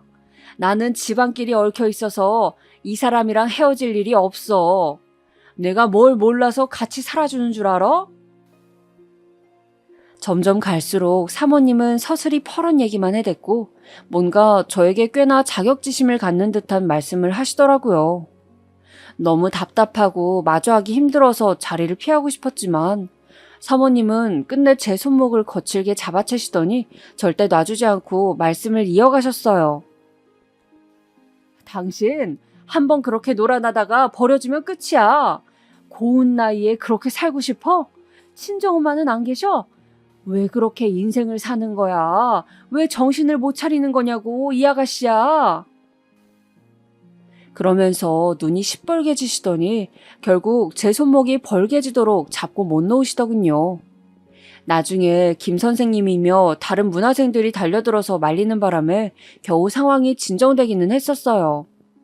이런 사태가 되니까 저도 결국은 더 여기에 있을 수 없겠더군요. 불편한 상황을 겨우 벗어나 결국 눈물을 머금고 그대로 화실에서 나오게 되었어요. 걱정해주는 듯 모함하고 여기저기 말을 퍼뜨리고 다니던 미옥 씨, 그리고 그 상황에 이용된 건지 진짜인지 알 수가 없었던 순철 씨 하며 하나같이 다 꼴보기 싫었거든요. 그런데 그렇게 어렵게 화실을 털고 나온 뒤 저는 시간이 지나 결국 큰일을 경험하게 되었어요. 사실상 어쩌면 예견된 일이었겠지만 그때는 그렇게 호기롭게 싸우고 반항해놓고 어쩌다가 그런 일들을 감당했는지 모르겠어요.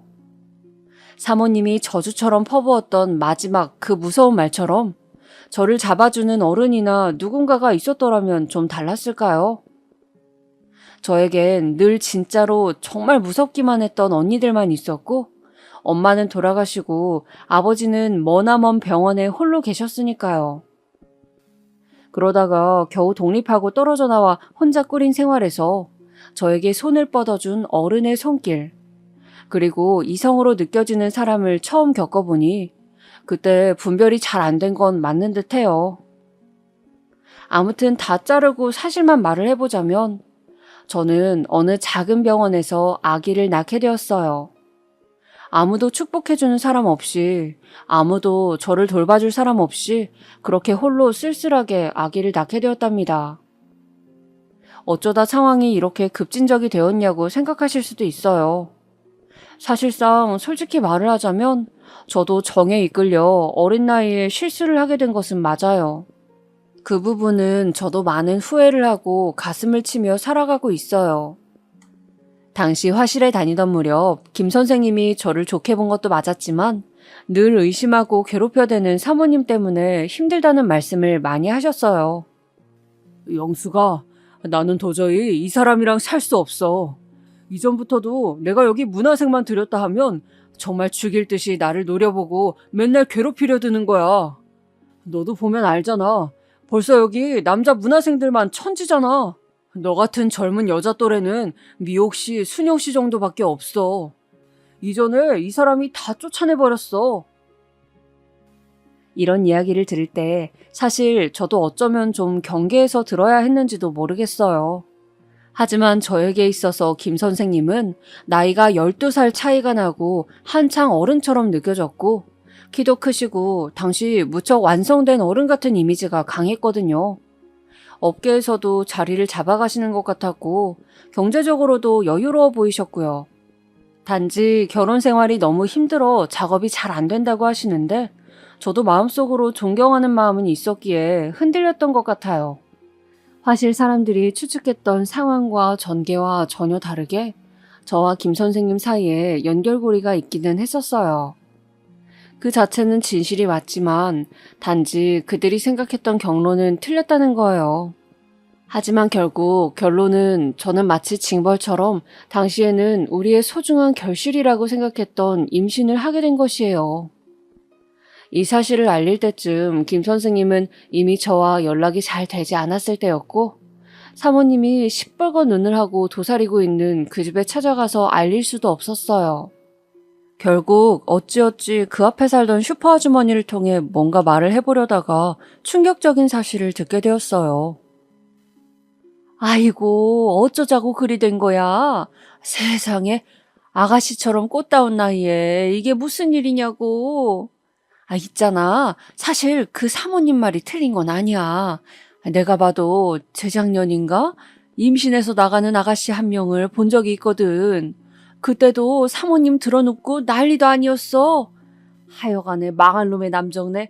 여자 없이는 못 사는데 어쩌자고 그렇게 가정을 꾸려서는 멀쩡한 여자들을 이렇게 피를 말리는 거야.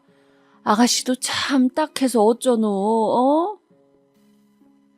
평소 저한테 뭐 하나라도 더 챙겨주시던 아주머니셨는데 느지막이 부른 배를 안고 찾아갔을 때 눈이 둥그레지시더군요.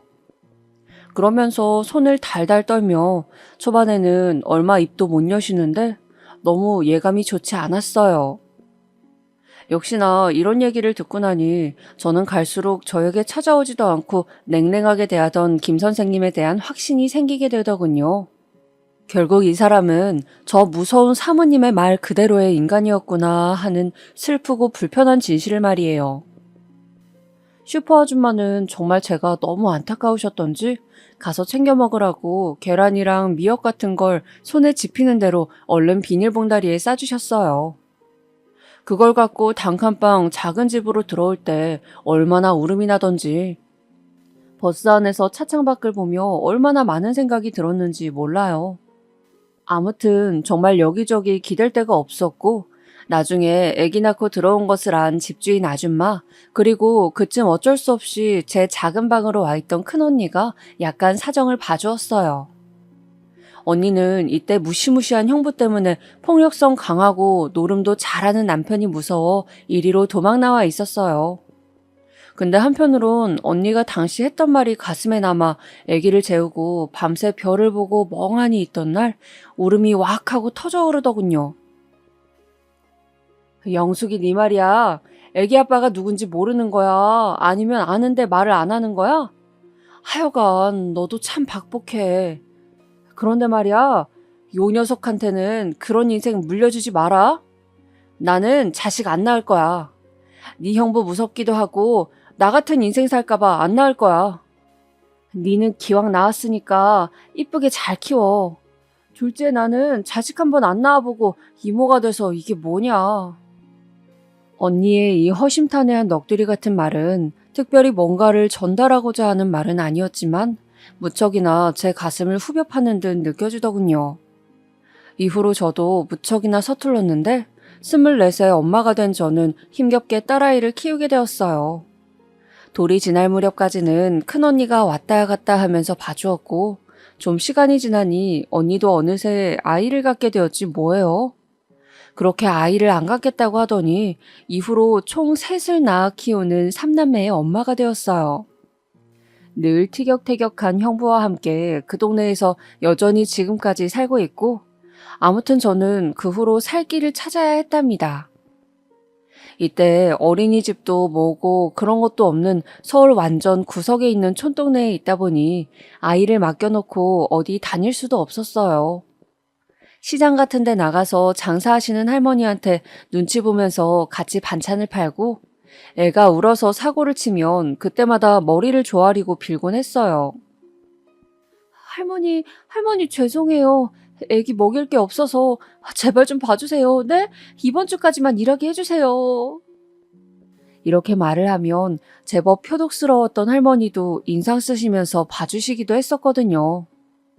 그렇게 시장을 전전하면서 아기를 키우다가 조금씩 방을 늘려가면서 옆 동네 쪽으로 이사를 가게 되었어요. 여전히 작디 작고 빛이 안 들어오는 반지하였지만 그전보단 좀 넓어져서 살맛이 나더라고요. 그렇게 아이를 키워내게 되었고 우리 딸아이는 한 동네에서 쭉 초등학교며 중학교, 고등학교까지 나오게 되었답니다. 우리 딸 수진이는 살면서 몇 번이나 저에게 아빠는 누구냐고 물어봤었어요. 아기일 때는 이런 부분을 적당히 감출 수 있었지만 점점 성숙해지는 아이에게 더 이상 애둘러 말할 수 없겠더라고요.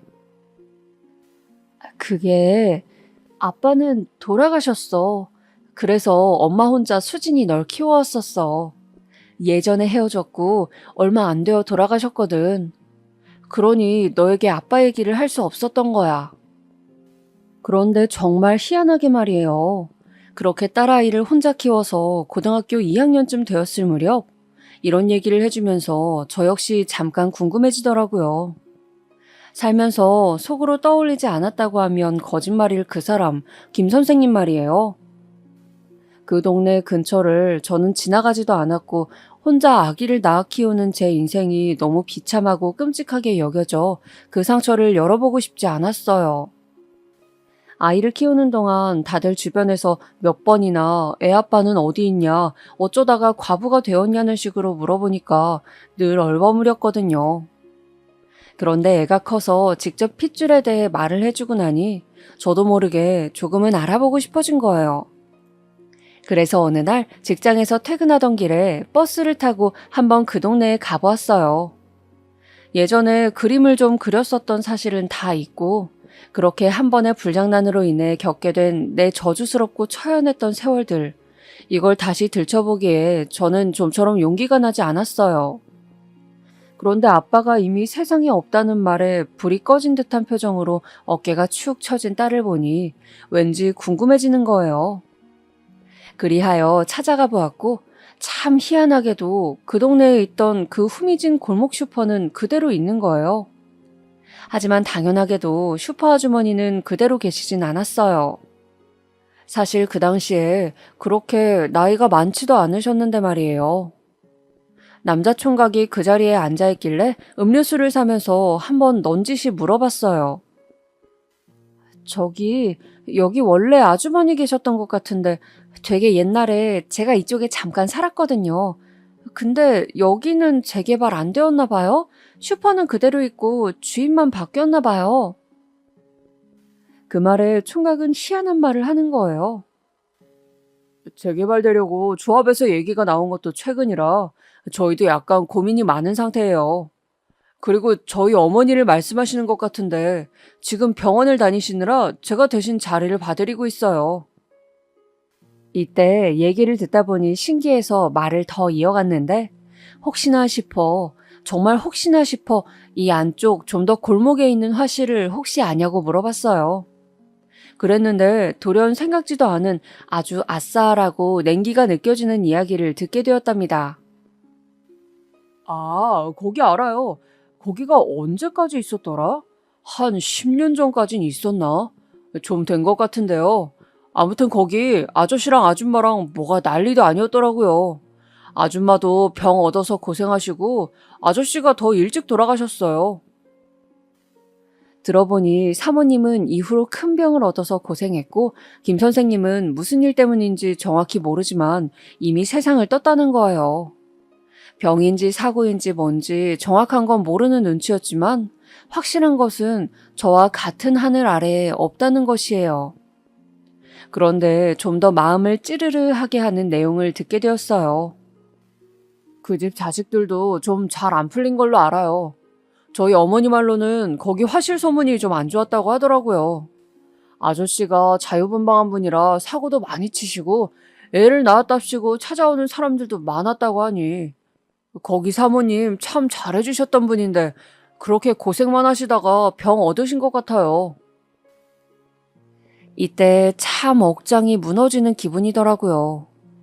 저에게 도깨비만큼 무섭게 느껴졌던 사모님의 얼굴을 제가 시간이 한참 지나 저 역시 자식을 키우고 낡을 만큼 낡게 되어 생각을 해보니까요. 이미 이때 저는 당시 사모님보다 나이가 훨씬 들어있는 셈이었잖아요. 저는 애초에 남편이란 존재가 없는 상태로 애아빠만 어딘가에 있다는 상태로 살아왔지만 새삼 사모님의 인생이 어땠을까 싶더군요. 그리고 딱 그때 한 번만 그 동네에 가본 뒤 저는 다시는 그곳을 가지도 그곳을 떠올리지도 않으며 억지로 누르면서 살아오게 되었어요.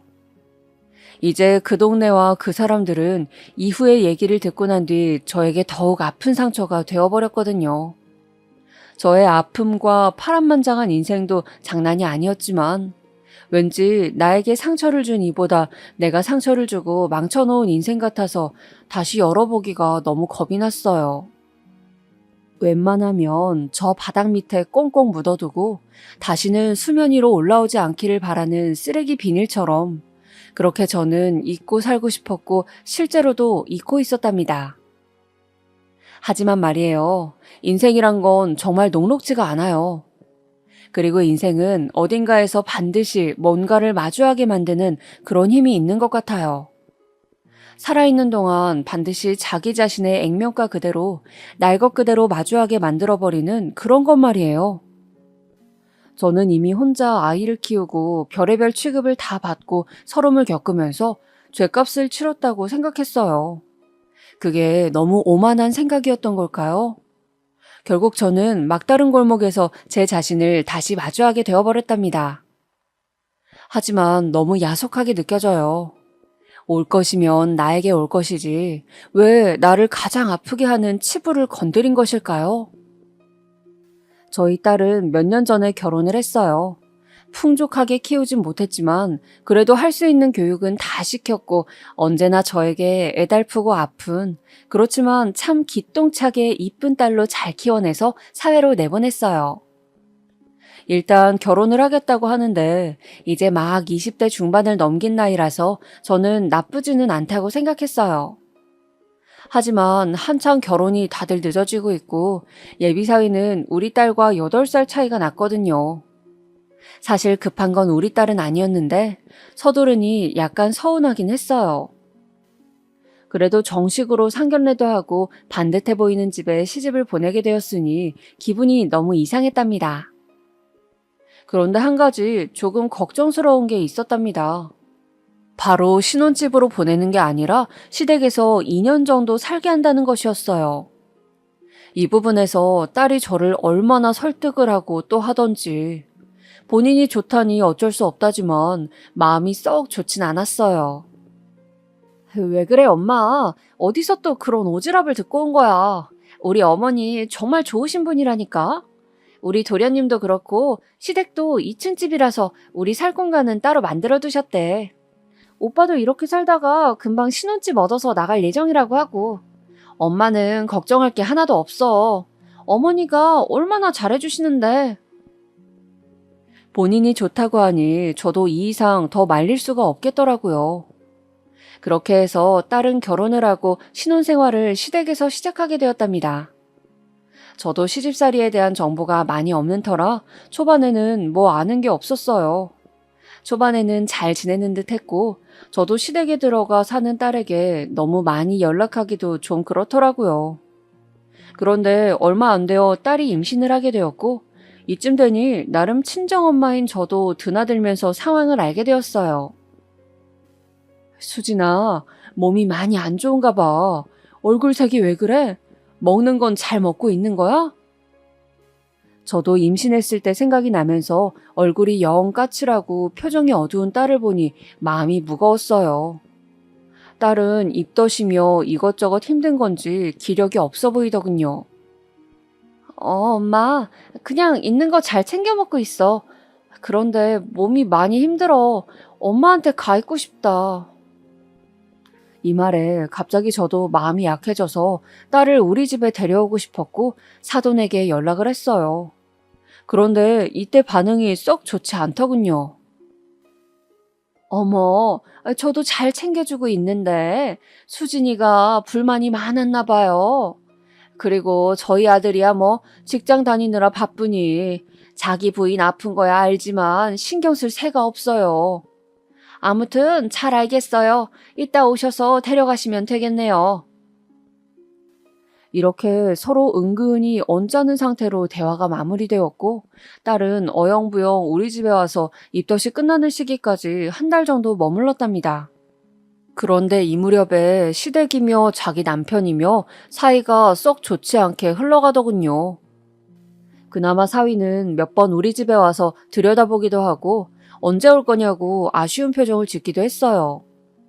어째 묘하게 사돈네와 기싸움이 되어가는 모양이 되는 듯하여 저도 적당히 챙긴 다음 딸아이를 다시 시댁으로 보냈답니다. 그러고 시간이 지나서 우리 딸은 손주를 낳았고 엄청 고생을 하며 낳아서 회복이 잘 되지 않았어요.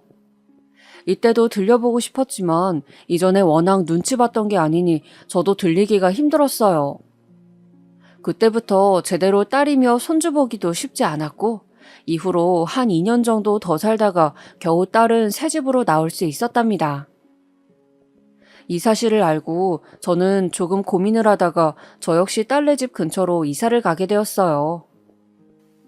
엄마, 우리 집 근처로 온다고?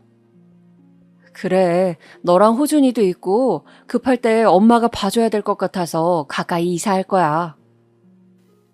딸은 무척 좋아했고 저는 한 10분 거리면 오갈 수 있는 곳으로 집을 얻어서 그때부터 딸과 손주와 자주 다니게 되었어요.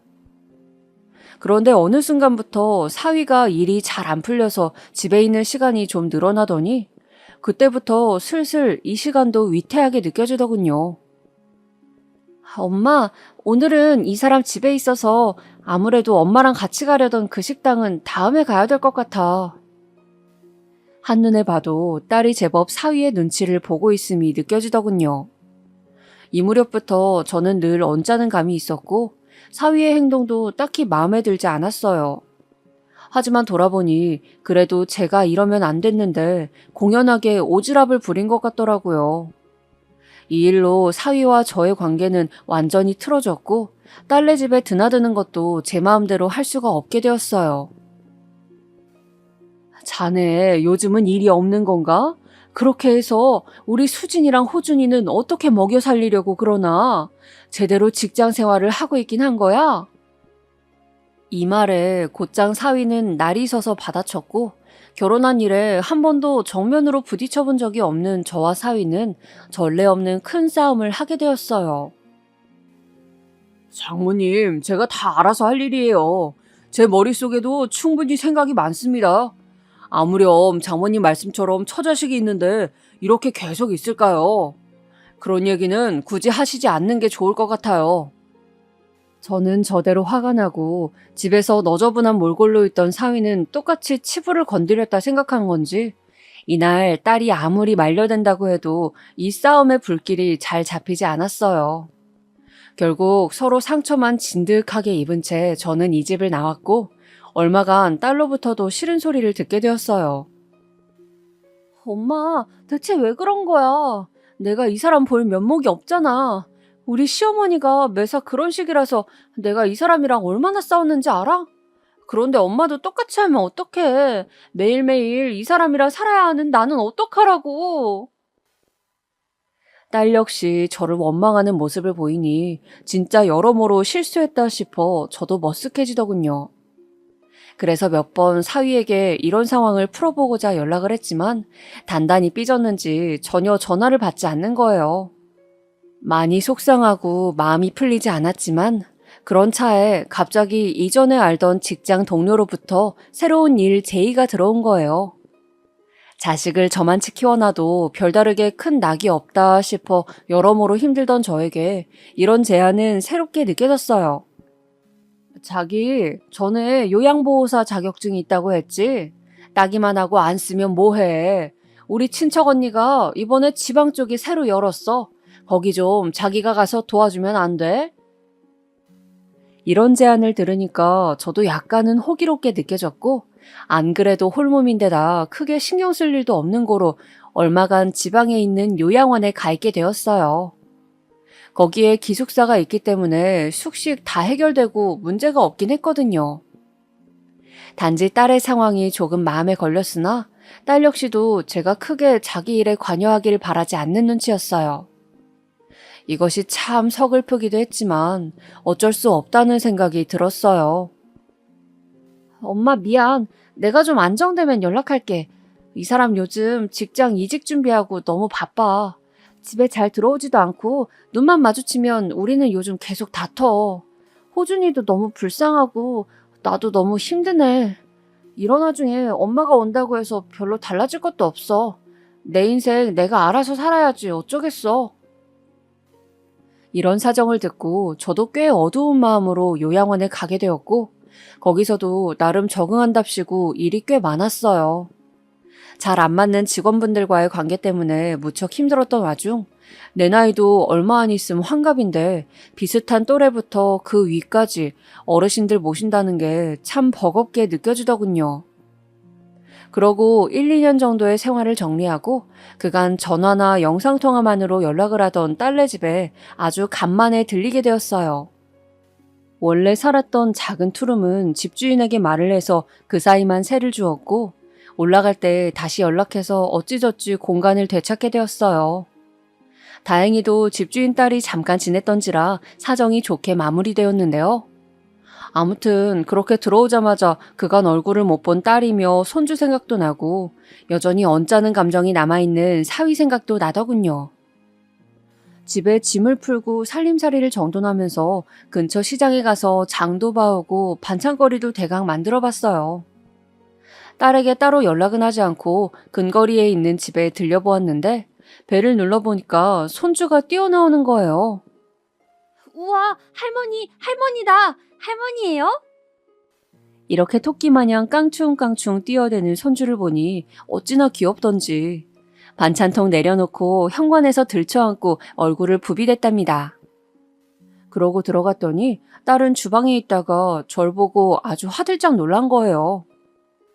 어머, 엄마, 언제 온 거야? 아니, 한 달 정도 더 있는다 하지 않았어? 어머머. 이러면서 연신 놀라길래 저도 웃으면서 반찬통을 식탁 위에 올려두었어요. 너네들 보고 싶어서 얼른 한 걸음에 달려왔지.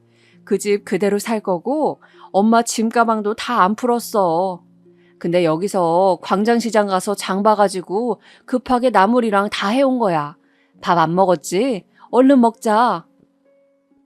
그래서 하나씩 열고 하는데 제 기분 탓이었는진 모르겠지만 국을 담고 나물을 정돈하는 딸의 표정이 썩 밝지는 않은 거예요.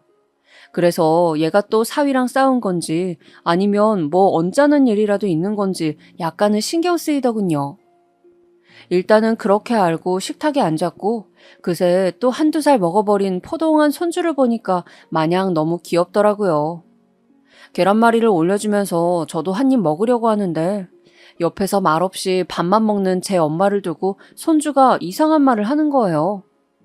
처음에는 저야 당연히 잘못 들은 말인 줄 알았어요.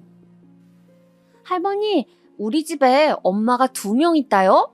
할머니도 이 할머니랑 산남동 할머니랑 2명이네?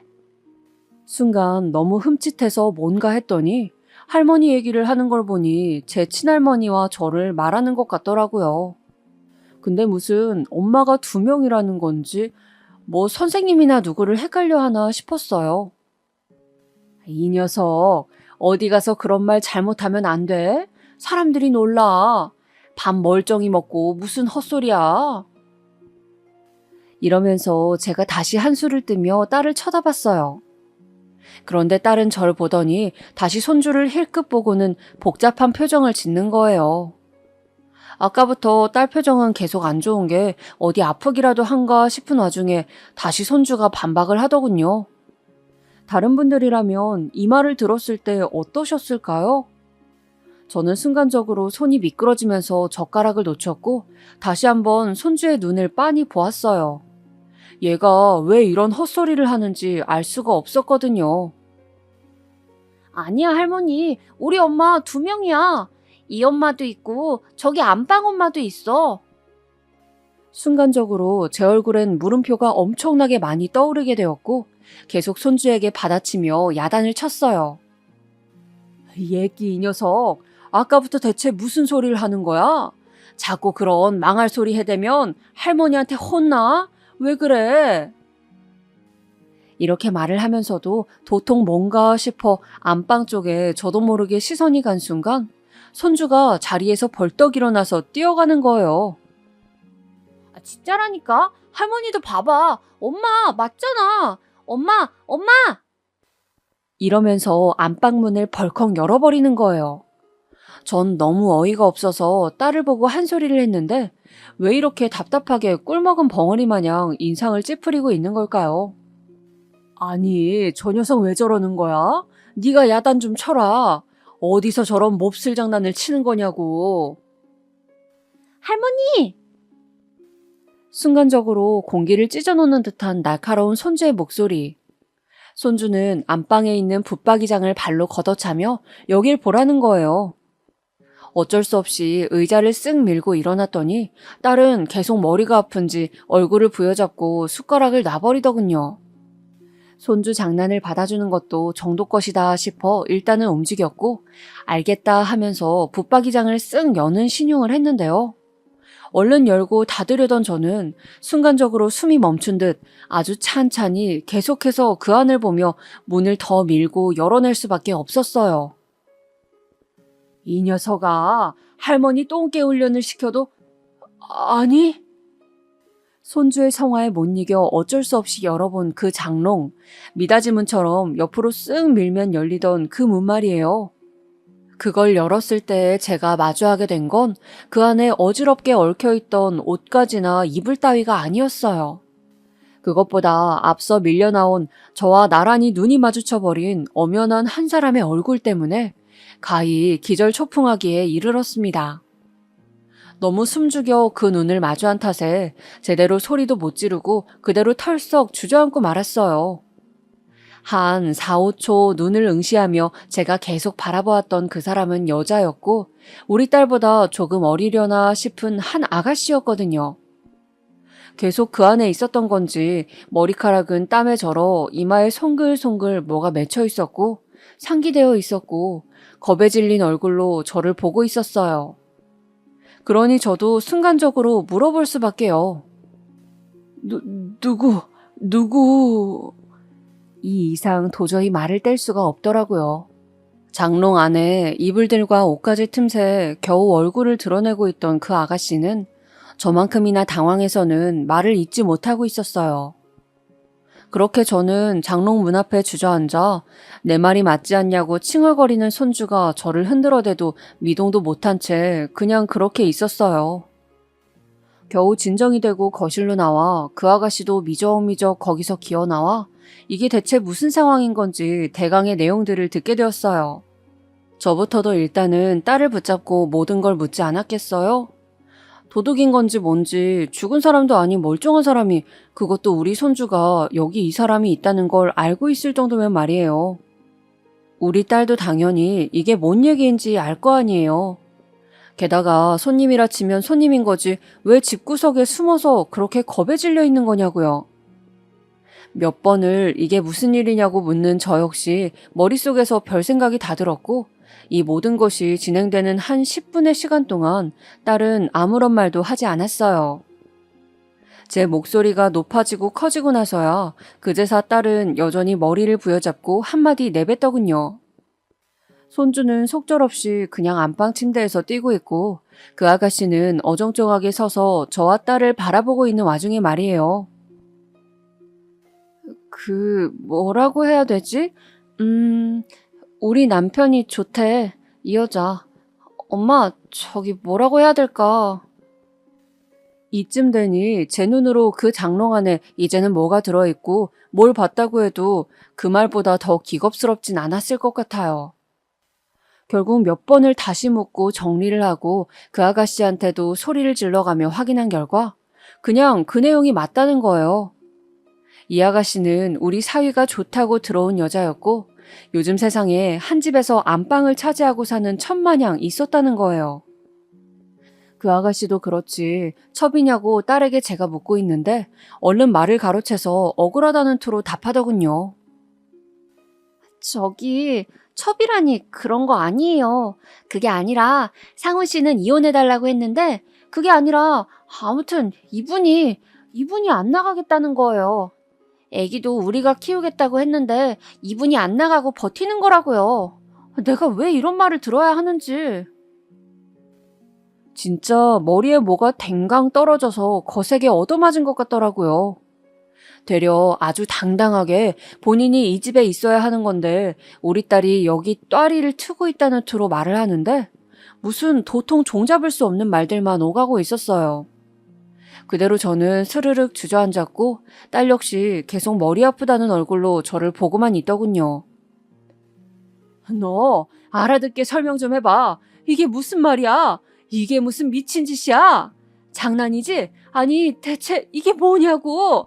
설명을 해, 설명을! 이렇게 앙앙 소리를 질러대고 있으니 결국은 딸이 저를 데리고 베란다 쪽으로 갔어요. 그쪽으로 가면서도 딸이 하는 행동이나 말이 하나같이 귀에 잘 안 들어오더라고요. 엄마한테 말 안 했는데 일단 나랑 남편이랑 지금 이혼 얘기가 있기는 해. 좀 사정이 있어.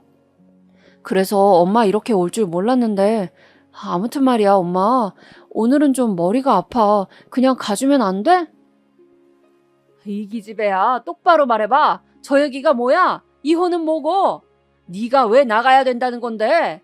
멀쩡히 새끼까지 다 낳아놓고 키우고 있는데 네가 왜 나가? 이때 저는 대강 말을 이해하고 왁왁 소리를 질러댔고 제발 제가 이해한 내용에 조금이라도 허점이 있고 잘못된 게 있기를 바라며 화를 냈어요. 하지만 불행히도 딸의 대답은 그렇지 않았고 아직까지 이 상황은 해결이 안 되어 한가운데 손주를 두고 게다가 대체 첩이 아니면 뭐라는 건지 알 수 없는 그 여자까지 두고 집에서 대치하고 있는 중이에요. 아, 엄마, 우리 남편 말이야. 그 사람 엄마가 요양원 갔을 시점부터 나랑 엄청 싸웠어. 엄마 때문만은 아니고 아무튼 나랑도 안 좋았어. 그러더니 직장에서 만난 저 여자랑 계속 그냥 저러고 있는 거야. 둘이 살겠다고 나보고 이혼 안 해주면 가만히 있지 않겠대. 처음에는 나도 미쳐서 환장하는 줄 알았어. 딸은 얼마나 그간 속으로 피울음을 삼켰던 건지 눈을 한번 질끈 감고 숨을 고르고 있었어요. 그러고 다시 피 섞인 한숨을 내뱉으며 한마디 한마디 힘주어 말하는데 도대체가 제가 뭘 어떻게 해줘야 할지 모르겠더라고요. 어떻게 이런 기구한 일이 제 딸에게 일어날 수 있는 걸까요?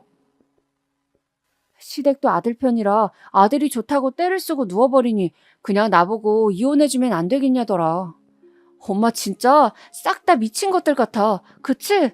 내가 정상이고 쟤네가 미친 거 맞지? 심지어 어머니는 저 여자 불러다가 밥도 해먹였어. 아주 며느리 취급을 하고 집에 오셔서도 날 투명인간 취급하더라고. 근데 나는 어떻게 해야 해? 호준이도 내가 낳았고 나는 이 집에서 당장 나갈 수 있는 상황이 아니야. 경제력 문제도 있지만 그냥 나가면 이혼해주는 꼴이야. 게다가 호준이는 아무것도 모르고 지 아빠랑 저 여자가 이 집에 있는 걸 그냥 멍하니 받아들이고 있어. 어쩌면 내용 하나하나 다 이렇게 기가 막힌 말들 뿐인 걸까요? 손주는 아직 어려서 그런지 사리 구분이 안 된다지만 딸이 이 집에 계속 버티고 있는 이유 중 하나가 손주이기에 이젠 얘까지 미워 보이더군요. 나는 호준이를 데리고 나오려고 했어. 근데 얘가 안 가겠다고 발악을 하고 우는 거야. 지 친할머니며 아빠며 언젠간 나타난 이 아줌마까지 다 이 집이 좋은데 왜 가야 되냐고 말이야. 저 여자 진짜 못돼 처먹은 게 있지? 나 몰래 호준이 데리고 에버랜드도 가고 아주 보란듯이 내가 나가서 일하는 동안 날 엿먹였더라고. 제일 쓰레기는 남편이야. 나한테서 호준이 뺏고 내쫓으려고 저 여자랑 셋이서 애 어린이집서 빼와서 잘만 다녔더라. 들으면 들을수록 내용은 너무 끔찍하게만 느껴져서 제대로 서 있을 수조차 없었던 저는 대강의 내용을 다 듣고 그렇게 터덜터덜 집으로 돌아왔어요. 딸은 그냥 그렇게 자기만 나오면 끝나버리는 이 싸움을 견딜 수 없다며 그 집에서 버티고 있었어요. 이러나 저러나 자기는 죽은 인생이나 마찬가지라고 남편의 마음을 돌려보겠다고 하는데 그게 뜻대로 되려나요? 저 역시 물 한 잔 다 못 마시고 죽만 대충 먹어가며 시간을 보내고 있고 친구들이나 아는 사람들한테 상황을 물어보기는 했었어요. 하지만 결국 모든 건 제 딸의 결정에 달렸더군요. 이혼을 하고 나오던지 계속 버티던지 말이에요. 저는 아직까지 사위 얼굴을 계속 못 본 상태고 딸은 엄마가 나서면 될 것도 안 된다며 이상한 고집을 부리고 있어요. 나 이런 말은 안 하고 싶었는데 따지고 보면 다 엄마 때문이야. 엄마가 그때 저 사람한테 뭐라고 해서 나랑 사이가 완전히 나빠졌어. 집에도 안 들어오고 여자 품에 저렇게 놓여 살다가 데리고 들어왔다고. 내 말은 듣지도 않고 내가 입만 댔다 하면 이혼하잔 소리만 해. 나도 답답하지만 답이 없어. 엄마 없이 내가 해결해 볼 거야. 아무리 주변에 물어도 이런 상황으로 끌고 갈 게 아닌데 딸은 그냥 저렇게 멍청한 생활을 하고 있는 거예요. 제가 아무리 뭐라 해도 듣지 않고 이젠 전화도 10번에 한 번 정도 수준으로밖에 받질 않아요. 그러니 저는 살아도 사는 게 아닌 것 같고 딸의 이런 얽힌 실타래가 제 짐과 죄로 느껴져 너무너무 괴로운 일상 안에 있습니다. 그런데 사람 일이 참 서슬퍼렇도록 우스운 게 말이에요. 생각의 굴레를 한참 돌다가 계속해서 어딘가로 따라 올라가 보면 결국 어딘가에서 개운치 못하게 맞닿는 지점이 있어요. 바로 저의 젊은 날, 그리고 딸을 낳게 된 경위 등 많은 것들을 떠올려 보게 되는 거예요. 제가 지었던 죄가 너무 무겁고 대단해서 그런 것일까요?